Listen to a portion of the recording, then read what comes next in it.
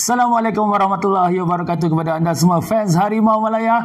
Macam biasa untuk Piala Dunia ni hari-hari kita akan buat preview, dan hari ni kita akan masuk ke preview yang dinanti-nantikan di kumpulan E yang juga digelar sebagai kumpulan maut. Mana tak mautnya? Germany, Spain, Costa Rica, Japan, semua dalam satu grup. Dua, Germany dengan Spain tu kita tahulah memang bekas juara dan pasukan heavyweight, dan Japan dan Costa Rica ni memang pasukan underdog yang memang boleh buat kejutan. So ini yang kita nanti-nantikan. Okey, untuk preview hari ini kita akan bawakan kepada anda perlawanan antara Germany menentang Japan. Germany seperti anda tahu bekas juara Piala Dunia 2014. Oh, dekat Brazil dulu kalau anda ingat. Siap ada game semi-final yang mana diorang memalukan tuan rumah dengan 7 jaringan lagi. So memang luar biasalah. Dan kalau ikutkan Jerman, kalau tak kira apa-apa tournament pun, tak kira dari segi Eropah ke dunia ke, memang dia akan diklasifikasikan sebagai pasukan heavyweight ataupun favourite, sebab barisan player dia yang memang wow lah orang katakan.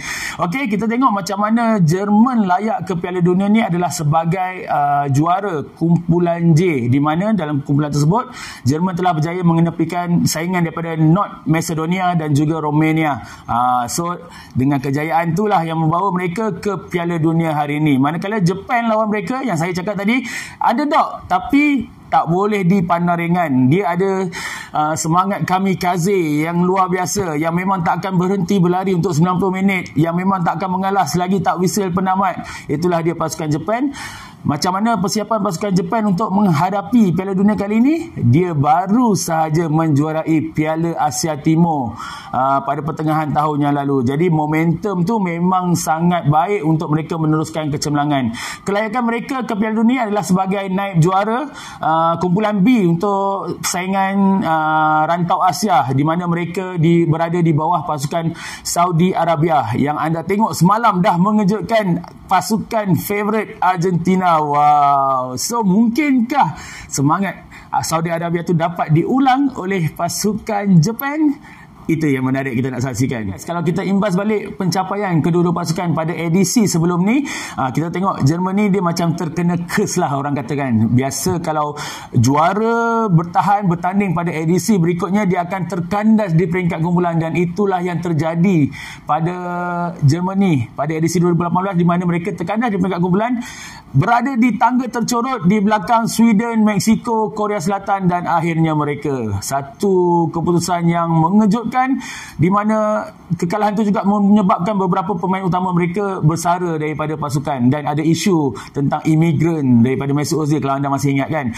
Berbanding dengan Japan, macam kita cakap awal tadi juga, sebagai pasukan underdog, actually pencapaian terbaik mereka adalah sampai ke pusingan kedua. 3 kali mereka lakukannya, iaitu pada 2002 di mana mereka menjadi tuan rumah, 2010 dan juga 2018. Mungkin kali ini masa yang sesuai untuk mereka buat kejutan yang lebih besar, untuk pergi lebih jauh. Sebelum kita pergi kepada barisan pemain kedua-dua pasukan, kita nak tengok siapa pengendali kedua-dua tim yang hebat ni. Okey, kalau kita tengok Germany, nama pengendali ni adalah Hansi Flick, berusia 57 tahun. Dia memang orang yang dikenali kalau dekat Liga Germany, memang dekat Bundesliga, memang orang yang sangat dihormati. Antara pencapaian dia adalah assistant coach kepada Joachim Löw masa Germany jadi world champion dulu, menang World Cup 2014. Dia bertindak sebagai assistant coach, dan kemudian hasil kejayaan tu dia terus dilantik menjadi sporting director untuk national team Germany. Berterusan, dan kemudian bila tamat kontrak untuk sporting director tu, dia kembali ke saingan klub Bundesliga. Dia menjadi assistant manager dulu kepada Niko Kovac, tapi kemudian Niko Kovac tak berjaya capai KPI yang Bayern Munich letakkan, digantikan terus dengan Hansi Flick, dan hasil dia pada season 2019-2020 dia menang treble. Treble bermaksud 3 piala Bundesliga, DFB Pokal dan European Champions League. UEFA Champions League, UCL. Gila. Dalam first year dia jadi manager tu, dia dapat tunjukkan kehebatan dia. Wow. Dan kemudian tahun berikutnya dia kekalkan juga kecemerlangan yang sama, menang Bundesliga. Kali ini tambah dengan UEFA Super Cup dan juga Club World Cup. Memang kalau ikut resume dia tu, memang boleh katakan career yang gemilang lah. Mungkin atas dasar itu juga FA Germany yang memang tengah bingung siapa nak dipilih untuk gantikan Joachim Low yang memang dah terlalu lama dan mungkin dah tak sama level seperti yang diharapkan. Hansi Flick menjadi pilihan atas kejayaan tersebut, dan yang bestnya bila dia ambil alih national team, 10 perlawanan pertama Hansi Flick berjalan dengan tanpa kalah. Wow. Maknanya mungkin memang dia ni ada satu magic touch lah yang mungkin bakal diuji pada edisi World Cup kali ini, dan kita semua akan tengok macam mana kehebatan dia. Okay, di pihak Jepun pula, jurulatih dia bernama Hajime Moriyasu, berusia 54 tahun. Pada edisi yang lepas dia bertindak selaku assistant coach. Jadi bila head coach tu step down, dia yang dilantik untuk menggantikan tempat jurulatih sebelum ni lah. Dan pencapaian yang hebat dia adalah AFC Asian Cup pada 2019, Jepun dapat nombor 2. Piala Asia Timur 2019 pun Jepun dapat nombor 2. Dan yang paling best, 2022 ni untuk edisi seterusnya Piala Asia Timur, dia balas dendam. Kali ni dia julang piala di mana Jepun jadi juara selepas menewaskan pasukan Korea Selatan pada perlawanan akhir dengan jaringan 3-0. Segi pemain pula, kalau kita nak perkenalkan, rasanya tak perlu ke untuk pasukan Germany. Boleh katakan dari atas sampai bawah semua orang kenal player-player yang memang dah biasa menjulang piala, main untuk kelab-kelab besar. Tapi ada mungkin, kalau aku nak state dekat sini, 3 player lah yang aku rasa boleh menjadi penentu progress Germany untuk season kali ni, untuk World Cup kali ni. Of course, nombor 1 dia punya captain, dia punya keeper Manuel Neuer, umur 36 tahun, ada caps dah 113 dah. Memang siapa yang boleh sangka kehebatan dia dengan command dia dari bawah, dengan presence dia tu buat player-player dia pun yakin. Dia ada kelebihan dari segi pergerakan refleks dia. Banyak kali kalau tengok video dekat YouTube pun, percubaan-percubaan yang depan mata dia boleh save sebab dia ada refleks yang memang tinggi. Aku pun tak tahu dia train benda tu dari mana, macam mana, tapi refleks dia memang excellent pada aku. Dan juga dia boleh dikatakan keeper yang boleh bermain bola lah. Macam contoh, kalau ada serangan daripada pihak lawan melalui counter attack, dia dengan berani dia akan keluar kotak penalti, kejar bola tu untuk stopkan pergerakan lawan. Itu biasa dilihat pada Manuel Neuer. Jadi dengan kehebatan itulah dia boleh menentukan macam mana kestabilan pertahanan dan mungkin kekuatan tim pada satu-satu perlawanan. Yang kedua, aku berminat untuk melihat apa yang Ike Gundogan dapat bawa ke pasukan nasional.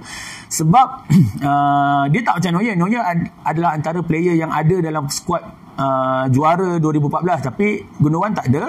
Tapi dia adalah pasukan, dia datang dari juara EPL. So memang orang tahulah Manchester City kan, macam mana dia punya vision, dia punya control, and dia sendiri pun boleh buat gol juga. Macam mana dia kawal keadaan dalam padang tu akan menentukan macam mana pace pasukan Jerman. Dia boleh slowkan, dia boleh lajukan. Dia adalah boleh katakan macam engine lah, engine. Jadi kalau dia perform, kalau dia boleh capai tahap maksimum dia pada setiap perlawanan, aku percaya Jerman akan dapat keputusan positif dalam semua perlawanan yang dia ada. Dan yang ketiga, ni nama baru yang memang jadi nama yang orang paling excited untuk dengar season ni, Jamal Musiala. Betul juga, Jamal Musiala. Lebih kurang lah. Okay. Umur dia baru 19 tahun. Kehebatan dia bila bawa bola, dia boleh gelecek lah. Dia memang excellent dribbler. Memang setakat nak beat defender bukan masalah untuk dia. Kalau kita tanya dia cakap posisi kegemaran dia actually memang main belakang striker lah, sebab dia suka buat FC, dia suka create chance. Tapi dalam masa yang sama dia juga boleh transform jadi box to box, dan juga boleh main wide juga. So utility player macam ni memang mungkin lah, kalau tak main line up pun minit 70-75 akan dimasukkan punya, sebab ikut keperluan pasukan dia boleh bertindak efektif. So aku memang excited. Sebab apa, coach Bayern Munich sekarang ni, Nagelsmann, dia kata bakat yang ada ni dekat Jamal ni adalah boleh katakan bakat yang luar biasa. Kalau di pihak Jepun pula, nama-nama yang mungkin yang anda pernah dengar di EPL lah, kita akan fokus dekat situ. Takumi Minamino. Takumi Minamino ni of course fan Liverpool sayang lah. Dia pernah beraksi untuk Liverpool, dan kita tahu kebolehan dia adalah untuk create chance. Dia boleh katakan sumber kreativiti pasukan Jepun tu datang daripada dia. Kalau dia dapat ruang, dapat kebebasan, mungkin defend diorang tak kacau dia, memang bahaya. Sebab creativity tu anytime dia boleh buat bagi killer pass, dan dia juga boleh score lah. Tu yang bestnya. Ada masa memang dia berani, dia terus ke depan, dia sendiri yang score. Itu yang buatkan dia lebih bahaya. Dan kalau nak kata player kedua untuk Jepun pula yang aku rasa boleh jadi penentu prestasi mereka adalah defender Arsenal lah, Takehiro Tomiyasu. Sebut nama dia kan, Takehiro Tomiyasu ni of course kelebihan dia endurance, stamina memang luar biasa lah. Kalau kita tengok EPL punya game, memang tak berhenti berlari. Even Arteta beli dia asalnya untuk right back saja, tapi dia boleh main semua tempat, center back, boleh main left back, sebab kebolehan dia membaca perlawanan tu hebat. Tapi untuk Jepun, untuk national Jepun, actually dia lebih banyak digunakan untuk center back.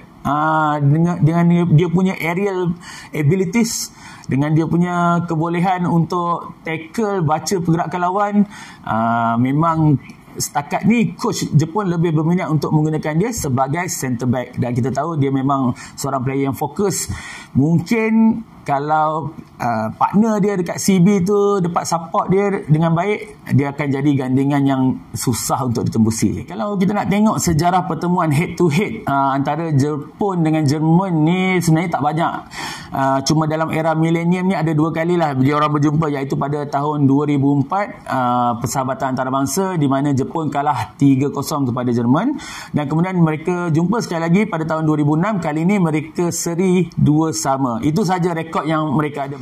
So apa berita-berita terkini untuk menghadapi perlawanan? Pastinya dari side Germany yang aku dapat maklum, berita yang kurang enaknya adalah kecederaan lutut yang dialami oleh Leroy Sané, bekas pemain Manchester City yang tahun ini menyertai Bayern Munich, yang memang kita tahu sangat bahaya dengan larian-larian pantas dia, dengan percubaan-percubaan dari sudut suka pun dia boleh gol. Tercedera bermaksud pilihan untuk bahagian serangan berkuranglah, walaupun kita tahu masih ramai lagi yang hebat-hebat. Ada Gnabry, ada Müller kan, ada Jamal juga. Tapi mungkin Leroy Sané ni dia punya kualiti tak sama dengan yang lain lah. Akan ada sedikit kekurangan pilihan, terutamanya untuk coach Hansi Flick. Dan yang lain, striker yang baru first time dipanggil, Nicholas Füllkrug. Dia yang skor masa last friendly hari tu lawan Oman, 1-0 Jerman menang. Dia yang skor, tapi lepas perlawanan tu dia macam ada minor injury ataupun masalah kecergasan. Cumanya berita baik dia pula, semalam dia dah mula kembali menjalani latihan, dan kemungkinan dia akan diturunkan. Walaupun tak starting line, aku percaya kalau ada mungkin hujung-hujung perlawanan dia akan dimasukkan juga, sebab dia ada fizikal untuk jadi target man yang baik juga. Menurut sidang media yang dihadiri oleh Serge Gnabry, bekas pemain Arsenal yang kini bermain dengan Bayern Munich tu, dia kata motivasi para player di bilik persalinan dalam tim sangat tinggi.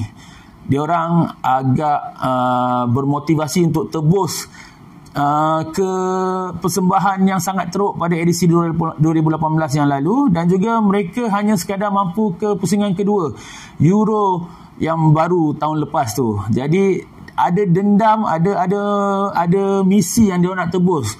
Sebab bagi diorang Jerman bukan tahap itu. Jerman patut berada pada top dan sepatutnya jadi juara. Dan kali ni mereka bersungguh-sungguh untuk buktikan yang Jerman patut berada di tempat yang sepatutnya. Manakala di pihak Jepun pula, info yang kami terima mengenai kondisi player, walaupun sebelum ni kita dengar ada beberapa 1-2 player yang injured, tapi coach ada bagi tahu dalam sidang media di mana kesemua 26 player sudah fit dan tak sabar untuk beraksi.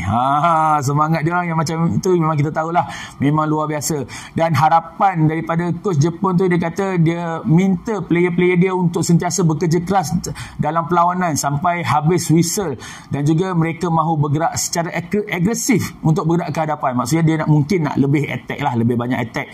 So memang best kalau kita tengok kan apa yang ada secara statistiknya dua-dua pasukan. Aku secara peribadi aku predict esok perlawanan akan jadi perlawanan yang memang pantas. Kedua-dua pasukan akan saling serang menyerang sebab kedua-duanya memang bergerak laju, stamina tinggi, intensity tinggi. So kita mungkin boleh tengok perlawanan yang ada jaringan yang banyak lah. Cumanya pada prediction aku atas faktor Hansi Flick, coach Germany yang memang bagi aku genius lah dalam merangka gerakan, merangka formasi, taktikal. Aku rasa dia orang ada kelebihan untuk perlawanan esok dan skor prediction aku adalah kemenangan untuk Germany 3-1. So apa pula prediction korang? Kalau korang nak share, boleh tulis dekat komen dan juga nak bagi info-info tambahan, input ataupun korang punya pendapat perlawanan esok. Kalau rasa-rasa nak betulkan aku punya fakta yang tersilap pun silakan, aku alu-alukan sangat. Okey, terima kasih kerana bersama kami. Setiap hari kami akan datang untuk preview perlawanan-perlawanan harian dan juga banyak lagi konten berkenaan Piala Dunia. Kita meriahkan suasana Piala Dunia 2022 di Harimau Malaya. Jumpa lagi. Assalamualaikum.